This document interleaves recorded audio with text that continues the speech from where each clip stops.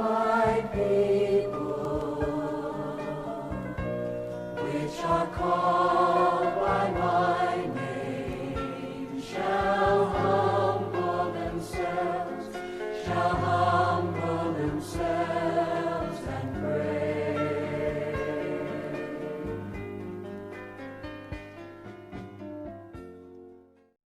The Lord be with you. And with your spirit. A reading from the Holy Gospel according to Luke. Glory to you, O Lord. Jesus said to the people, "What description can I find for the men of this generation? What are they like? They are like children shouting to one another while they sit in the marketplace. We played the pipes for you, and you wouldn't dance. We sang dirges, and you wouldn't cry. For John the Baptist comes, not eating bread, not drinking wine, and you say he is possessed. The Son of Man comes, eating and drinking, and you say, look, a glutton and a drunkard, a friend of tax collectors and sinners.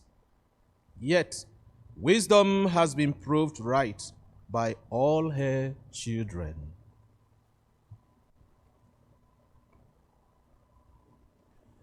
The Gospel of the Lord. Praise to you, Lord Jesus Christ. Today I want to reflect on love as the ultimate goal. Love, the ultimate goal. Love is one of the words that is mostly used in our time today, but highly misunderstood. And this has been the driving force behind so many things we do. In our family relationship, our love relationship with our friends, our co-workers, and all that. St. Paul, today's first reading, took us to a new chapter, which is the 13th chapter of the letter he wrote to the people of Corinth. 1 Corinthians chapter 13 is a song of love, which I know a lot of people is a very popular reading when it comes to wedding, and I'm sure some of you listening to me now, you would remember on your wedding day, that was one of the readings you chose. It's a song of love. When we talk about love, in the biblical context, there are three different kinds of love, because the New Testament part of the Bible was written in Greek, and the Greek language has different categories of love, with one called the eros, the agape, and the philios. But if you read the Bible carefully, in the entire New Testament part of the Bible, the philios is only mentioned 29 times. And there are multiple, numerous times you come across the word agape. But if you read through and through, you won't find a single place in the New Testament where eros is mentioned, which by standard of the New Testament, that kind of love does not meet the required standard. What are these different kinds of love? Eros is the love between friends, like is a selfish kind of love according to the biblical understanding.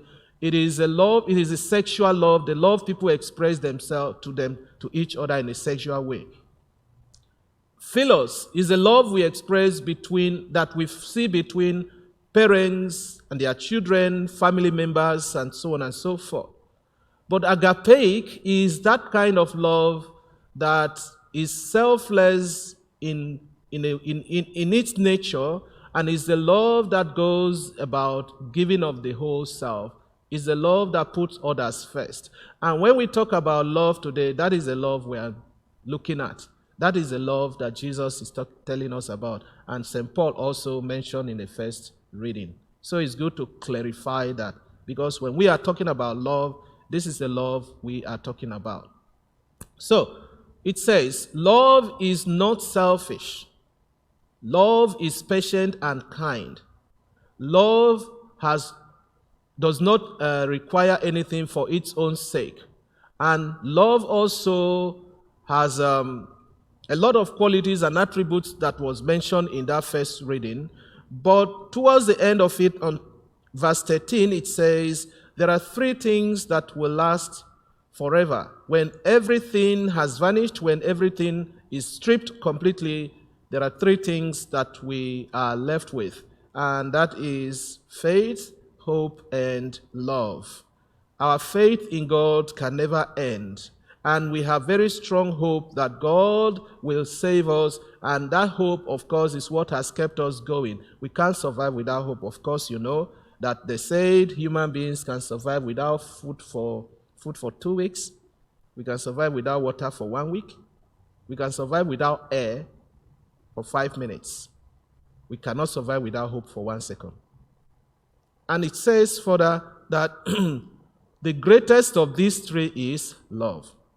Why is love chosen to be the greatest? Because love is the foundation of all things. And that is why St. Paul says, set your eyes on love and make it your ultimate goal. Because we are product of love itself. God made us out of love. Without making us, God will still be God. Our creation, or even the entire universe, does not add anything to God. And if God chooses not to create, it will not reduce him, it will make him less God. So it was the overflow of his love that gave rise to us. So we are product of love. And if we are product of love, we cannot but to keep loving. And Mother Teresa said, love until it hurts. And that is where I want to go. Many of us today, we live our life trying to please people. Jesus made it clear to us in our gospel reading that there's no way we can please people. There are some people who may never be pleased. When you do one thing, they'll tell you about the opposite. When you go left, they complain about the right. When you go right, they go to the other extreme. So no matter what you do, you will never please them. Some people spend their life, their energy, their time trying to lose weight just to make someone happy, only to be disappointed that that doesn't even please them. We spend money trying to dress in a way to make someone happy, and only to discover that doesn't please them. Parents spend their whole life sacrificing for their children, only to be told you are the worst mom in the world, you are the worst dad in the world. So, with this kind of attitude in people, how do we deal with them? You cannot change people. Even yourself, sometimes we struggle to change ourselves. You can't change the way people see you, the way people think about you, or what they feel about you, but you can change the way you see them. You see? And only love can do that. And if you live your life using love as your yardstick, as your standard, it doesn't matter whether people accept what you do or not. It doesn't matter whether you please them or not. Make love the ultimate goal. Whether they like it or not. Keep doing what you think is right, provided you are guided by love.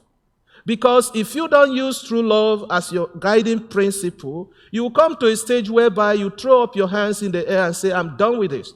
I can't do it anymore.